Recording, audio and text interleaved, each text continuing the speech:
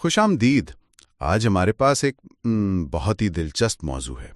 ہمیں ایک سامع نے ایک ویڈیو اسکرپٹ بھیجا ہے عاجز مسلمان نامی چینل کا، اور اس کا عنوان ہے عملی لاحِ عمل اور ایمان کی مضبوطی۔ تو اس کا دعویٰ بڑا سیدھا ہے کہ یہ ایمان کو صرف ایک نظریے سے نکال کر روزمرہ کی زندگی میں ایک قابل عمل نقشے میں بدلنے کا طریقہ بتاتا ہے۔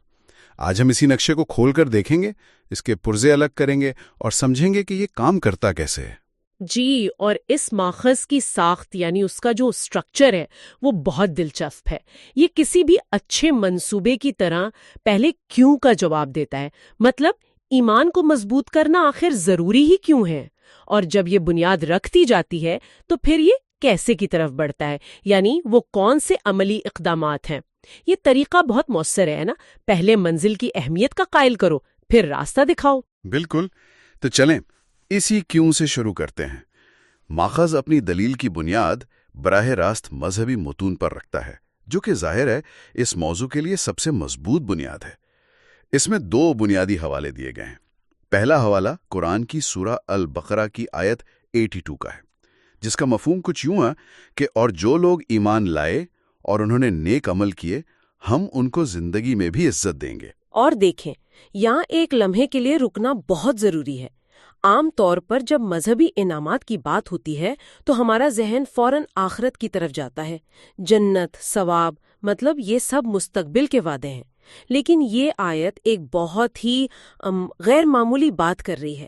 یہ کہہ رہی ہے کہ ایمان اور نیک عمل کا ایک نتیجہ اسی دنیا میں، اسی زندگی میں ملے گا، اور وہ ہے عزت۔ یہ اس پورے پیغام کو بہت طاقتور اور یعنی فوری بنا دیتا ہے۔ صحیح، یعنی یہ صرف مرنے کے بعد کی بات نہیں، بلکہ جیتے جی ملنے والے انعام کی بات ہے۔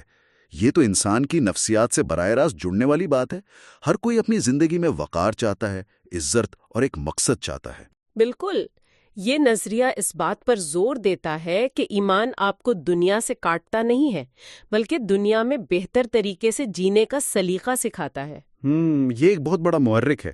اور پھر ماخذ فوراً دوسرا حوالہ دیتا ہے، جو صحیح بخاری اور مسلم کی حدیث ہے کہ سب سے بہترین دین والا وہ ہے جس کا اخلاق سب سے اچھا ہو۔ یہ نکتہ تو اور بھی گہرا ہے۔ یہ دین کو صرف نماز، روزہ جیسی عبادات تک محدود رکھنے کے تصور کو چیلنج کرتا ہے۔ جی، اور اگر ہم ان دونوں حوالوں کو ملا کر دیکھیں تو ایک مکمل تصویر بنتی ہے۔ ماخذ 3 چیزوں کو ایک زنجیر کی طرح جوڑ رہا ہے۔ پہلا، اندرونی عقیدہ یعنی ایمان، دوسرا ظاہری اعمال جیسے نماز اور دوسرے نیک کام، اور تیسرا معاشرتی رویہ یعنی آپ کا اخلاق، آپ کا لوگوں سے برتاؤ۔ جی، یہ ایک سہجہتی ماڈل ہے۔ ماخذ یہ کہہ رہا ہے کہ یہ تینوں الگ الگ خانے نہیں ہیں۔ آپ یہ نہیں کہہ سکتے کہ میرا ایمان تو بہت مضبوط ہے لیکن میرے اعمال ٹھیک نہیں، یا میرے اعمال تو بہت ہیں لیکن میرا اخلاق خراب ہے۔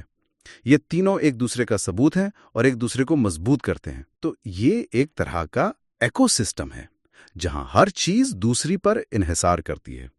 یہ تو بہت واضح بنیاد ہے، لیکن پھر وہی سوال آتا ہے جو ہمیشہ ایسے نظریات کے بعد پیدا ہوتا ہے کہ ٹھیک ہے، یہ سب بہت اچھا ہے، لیکن میں اسے اپنی زندگی میں لاگو کیسے کروں؟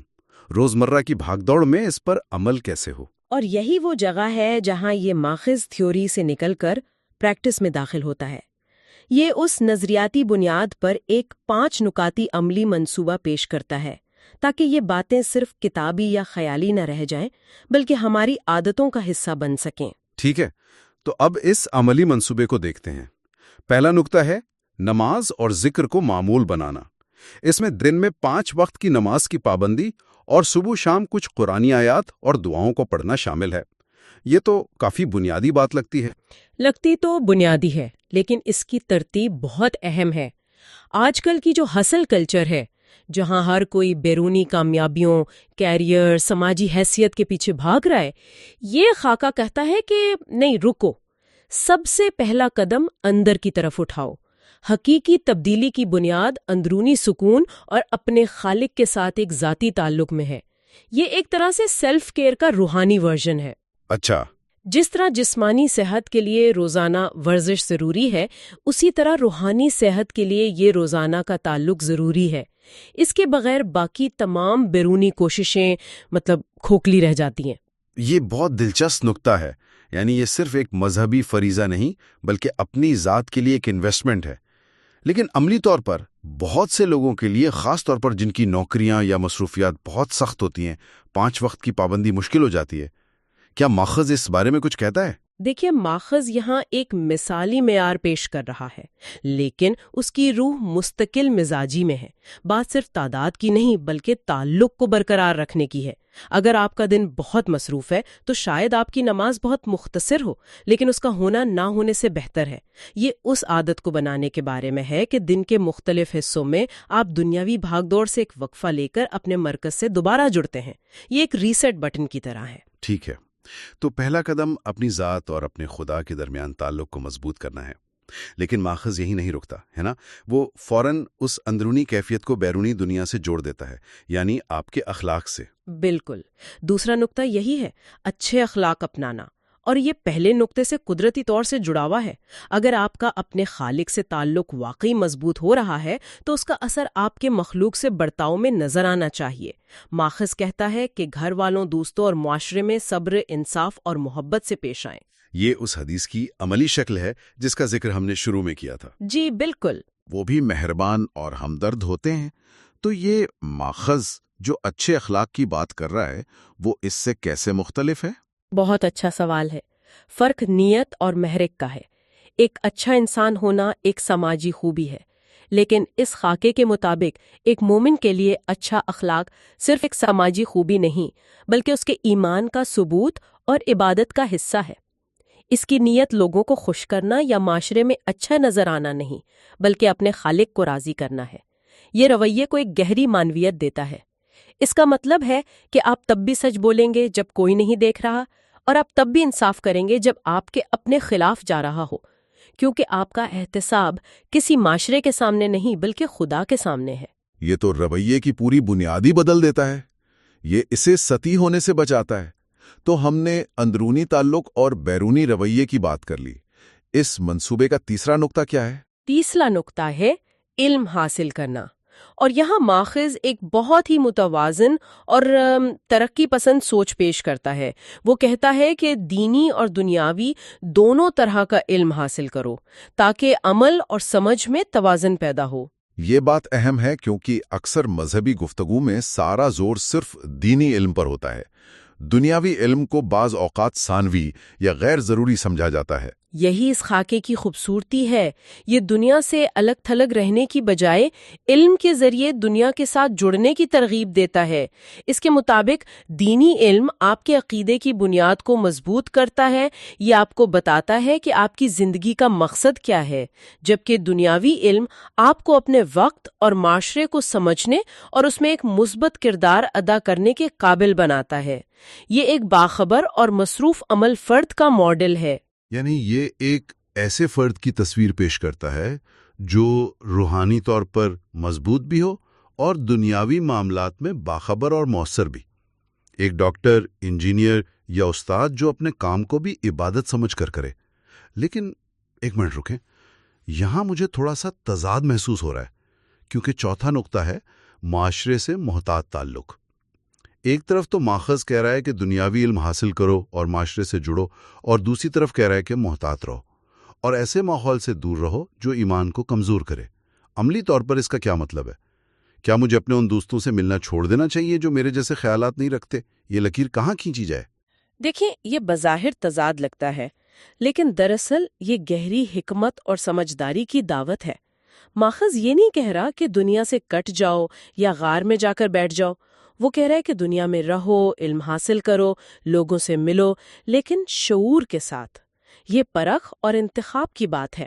اس کا مطلب یہ ہے کہ آپ کو معلوم ہونا چاہیے کہ کون سی چیزیں آپ کو ذہنی اور روحانی طور پر مضبوط کرتی ہیں اور کون سی کمزور۔ کیا آپ اس کی کوئی مثال دے سکتی ہیں؟ ضرور۔ اسے ایک صحت مند خوراک کی طرح سمجھیں۔ ایک صحت مند شخص ہر طرح کی محفلوں میں جاتا ہے، لیکن وہ جانتا ہے کہ اسے کیا کھانا ہے اور کیا نہیں۔ وہ زہر سے پرہیز کرتا ہے۔ اسی طرح روحانی صحت کے لیے آپ کو علم اور مثبت صحبت کی ضرورت ہے، لیکن منفی، زہریلی اور ایسی صحبت جو آپ کے بنیادی اصولوں کو مسلسل چیلنج کرے، اس سے محتاط رہنا ضروری ہے۔ یہ تنہائی نہیں بلکہ اپنی روحانی صحت کا خیال رکھنا ہے۔ آج کے دور میں اس کا اطلاق آپ کی سوشل میڈیا فیڈ پر بھی ہوتا ہے۔ آپ کیا دیکھ رہے ہیں، کن لوگوں کو سن رہے ہیں، یہ سب آپ کی سوچ پر اثر انداز ہوتا ہے۔ تو یہ نقطہ کہتا ہے کہ اپنے ماحول کے انتخاب میں غیر فعال نہ بنو بلکہ فعال بنو۔ تو یہ ایک قسم کی ذہنی اور روحانی فلٹریشن کی بات ہے۔ یہ نہیں کہ دنیا سے کٹ جاؤ، بلکہ یہ کہ دنیا سے کیا لینا ہے اور کیا نہیں، اس میں سمجھداری سے کام لو۔ یہ تو بہت عملی نقطہ ہے۔ بالکل، اور یہ خاکہ اس کا کوئی فارمولا نہیں دیتا کہ لکیر کہاں کھینچنی ہے۔ یہ اس سوال کو اٹھا کر فرد کو خود سوچنے اور اپنی زندگی کے لیے صحیح فیصلے کرنے کی ترغیب دیتا ہے۔ صحیح، اور آخر میں 5واں نقطہ ہے بچوں اور نوجوانوں کی عملی تربیت۔ یہ مستقبل کی طرف دیکھ رہا ہے۔ جی، یہ آخری نقطہ اس پورے لائحہ عمل کو ایک نسل سے اگلی نسل تک منتقل کرنے کا طریقہ بتاتا ہے۔ یہ اس بات کو یقینی بناتا ہے کہ یہ پورا نظام صرف ایک فرد کی ذاتی اصلاح تک محدود نہ رہے، بلکہ یہ اقدار اور عادات آگے بھی بڑھیں۔ یہ ایک طویل مدتی ویژن ہے، اور اس میں جو لفظ عملی استعمال ہوا ہے وہ بہت اہم ہے۔ عملی سے کیا مراد ہے؟ اس سے مراد یہ ہے کہ تربیت صرف زبانی نصیحت سے نہیں ہوتی، بلکہ عملی مثالوں اور روزمرہ کی عادات سے ہوتی ہے۔ ہم اکثر سوچتے ہیں کہ ہم بچوں کو لیکچر دے کر یا کتابیں پڑھا کر سکھا دیں گے، لیکن یہ ماخذ کہتا ہے کہ بچے آپ کی باتیں نہیں سنتے، وہ آپ کو دیکھتے ہیں۔ اگر آپ بچے کو سچ بولنا سکھا رہے ہیں لیکن فون پر کسی سے بچنے کے لیے خود ایک چھوٹا سا جھوٹ بول دیتے ہیں کہ میں گھر پر نہیں ہوں، تو بچہ آپ کی بات نہیں، آپ کا عمل سیکھے گا۔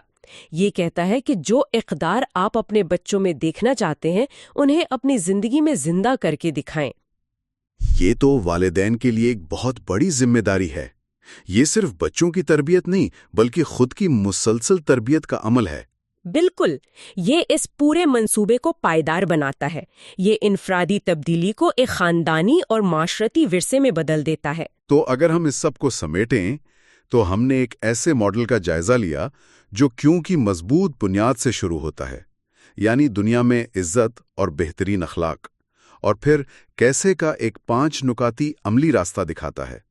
اس کا آغاز ذاتی عبادت سے ہوتا ہے، پھر یہ معاشرتی اخلاقیات کی طرف بڑھتا ہے، علم کے ذریعے دنیا سے جڑنے کی بات کرتا ہے، پھر سماجی حکمت اور سمجھداری کا درس دیتا ہے، اور آخر میں ان تمام اقدار کو اگلی نسل تک پہنچانے کی ذمہ داری پر ختم ہوتا ہے۔